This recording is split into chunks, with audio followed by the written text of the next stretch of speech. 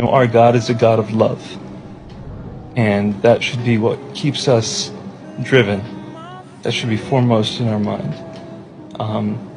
So whether you're talking to a Muslim, a Christian, a Hindu, a Jew, whoever you're talking to, may it be out of love. And he wanted people to understand that even though he had been criticizing Islam for years and telling Muslims that they're wrong about God and Jesus, he wasn't doing that out of hatred. He was doing it out of love. He wasn't telling Muslims that Islam is false because he hated them and wanted them to feel bad. He was telling Muslims that Islam is false because he wanted them to know the God of love. And he apologized for times when his love to others wasn't clear. I think it's very important that we discuss matters of truth. But at the end of the day, that is supposed to be undergirded by love and by peace. And so if at any point I've said anything that seems to contravene that, I do apologize, and I hope that that's not the legacy that I leave behind. Should the worst happen, should life end, guess what? It's actually only beginning.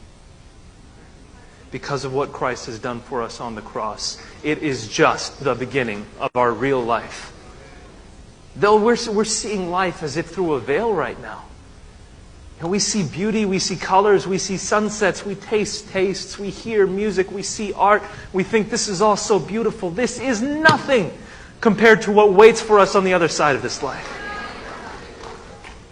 And we have assurance that we will be there because of the work of Jesus Christ.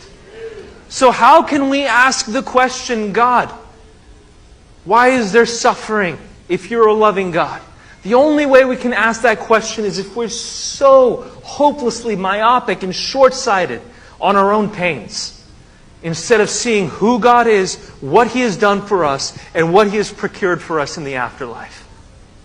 If we stop being so hopelessly self-centered and micro-focused on the pain that we experience in this life, we will begin to see the greatness of God and the eternal picture in which He has procured for us life and life evermore.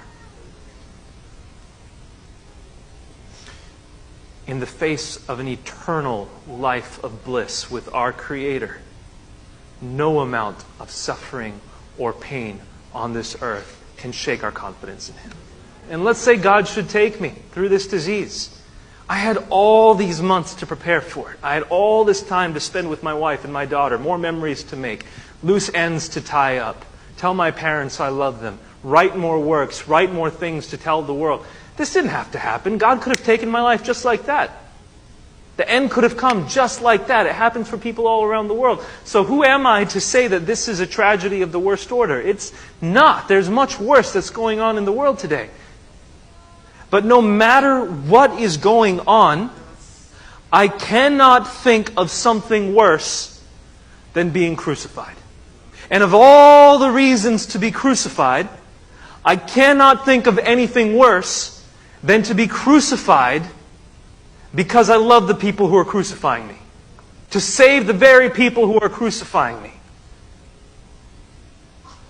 That is the worst.